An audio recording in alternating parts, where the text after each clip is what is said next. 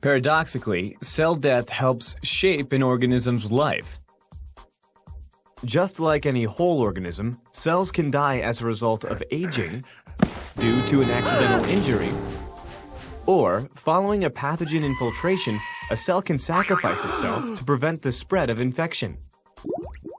Under these circumstances, cells can follow different death pathways, like apoptosis, autophagy, or necrosis.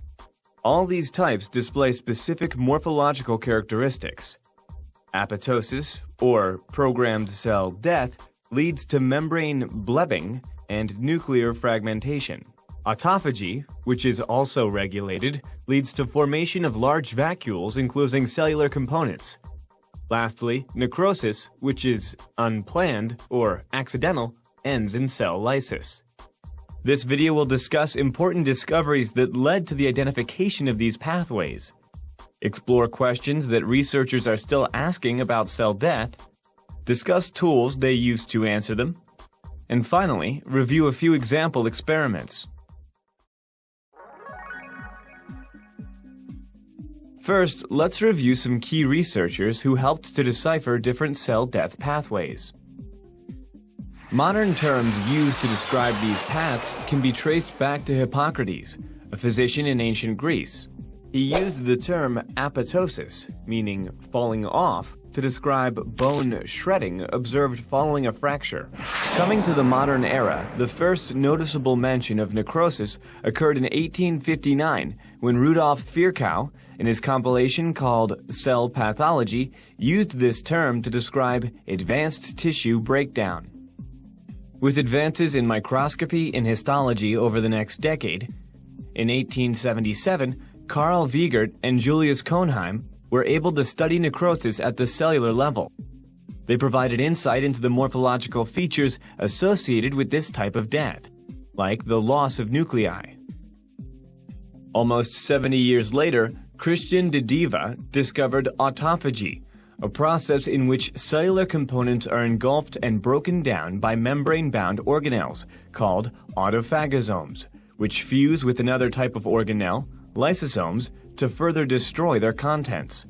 We now know that autophagy actually plays a dual role in the cell, either facilitating survival or inducing death. In 1972, John Kerr, A.R. Curie, and Andrew Wiley observed another type of cell death with peculiar morphology. Since this process involved pieces falling off of dead cells, they gave it the ancient Greek name apoptosis. Later, apoptosis was recognized as a form of programmed cell death in 1977, when H.R. Horvitz and John Sulston were studying C. elegans development. They noticed that specific cells would undergo apoptosis at the same time in different worms. Since this was happening early on during development, it hinted that genes may guide apoptosis. This hypothesis was confirmed by Horvitz's group in the 1980s, when they observed that cells with mutations in certain CED, or C. elegans death genes, didn't die during the development of these worms. Later, Horvitz showed that the CED3 gene encodes a protein-degrading enzyme called a caspase. Now, we know that there are several caspases, and they play major roles in cell death. These discoveries in the cell death field opened new roads for researchers to explore. Let's look at some of them. There's always been interest in finding out what factors trigger cell death. To identify them, researchers are currently exposing cells to radiation, chemicals, and signaling molecules, and then searching for changes in the degree or type of death. Other scientists are interested in elucidating the biochemical pathways involved in each cell death mechanism. Currently, we know that apoptosis follows a pathway where caspases are the key enzymes, whereas autophagy involves proteins that are necessary for autophagosome formation. However, there are components in these pathways that are unknown, and researchers are trying to figure out ways to explain them. In addition, researchers are also studying whether any crosstalk occurs between cell death pathways. If crosstalk is present, then the same signal can factor in apoptosis as well as autophagy. Lastly, a popular area of research deals with understanding why certain cells, like cancer cells, become immortal. Scientists are constantly looking for mutations in cancer cells and assessing whether any of them affect genes encoding factors involved in death pathways. These are all complicated questions, but luckily, researchers have a variety of tools at their disposal to answer them. The trypan blue assay is a commonly used screening tool to assess the effect of a compound on cell death. The assay relies on a stain that cannot enter live cells, as they possess selective membranes, but can easily enter dead cells as their membranes are ruptured. This assay identifies cell death, but fails to pinpoint the specific cell death pathway.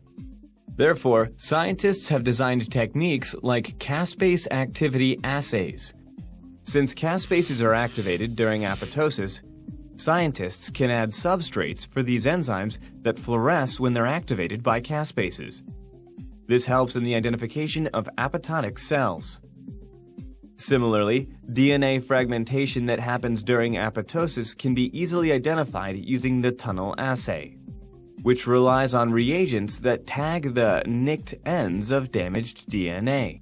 As this method is relatively easy to perform, it is a commonly employed assay in the field. When scientists want to determine the cell death mechanism occurring in their population, they compare annexin 5 and propydium iodide stains with flow cytometry analysis. Annexin 5 binds to phosphatidylserine residues in the membrane, where propydium iodide enters through the damaged membranes to associate with DNA. By studying the resulting data, scientists can separate cells undergoing different death pathways. Lastly, scientists can use live cell imaging to view the cell death process in real time. This is an all-encompassing technique that can be used to identify autophagic, necrotic, or apoptotic cells based on unique morphological features. As you've seen, there are several methods to detect cell death, some of which are not specific, others that can help identify apoptotic cells, and some that distinguish between different pathways.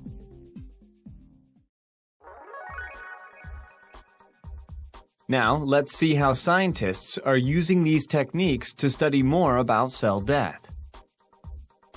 Diet plays an important role in health and may affect cell death in different tissues. In this in vitro assay, researchers exposed mouse neurons to palmitic acid, a saturated fatty acid present in both dairy products and meat, and then used a caspase assay to evaluate apoptosis. They discovered that palmitic acid-treated cells demonstrated increased caspase activity and cell death. Other researchers are using these assays to determine how drugs induce different death mechanisms. Here, transgenic mice with fluorescently labeled cancer cells were injected with doxorubicin, an anti-cancer drug. Scientists then imaged cells in live animals, and by looking for changes in cancer cell morphology, determined that drug treatment triggered both apoptosis and necrosis. Finally, some scientists are investigating whether cell death can be reversed. In this experiment, researchers exposed human cancer cells to ethanol and confirmed through a variety of assays that this treatment caused them to embark on the apoptosis pathway. Upon washing off the ethanol, affected cells were able to recover from apoptosis through a process called anastasis. This provided insight into how cancers can return following drug treatment. You've just watched JoVE's introduction to cell death pathways. This video reviewed the rich history of cell death research from ancient times to the 20th century, and then discussed a few current questions. We also explained popular methods to assay cell death and demonstrated how these techniques are being used to better understand the connection between environment, disease, and cell death. As always, thanks for watching.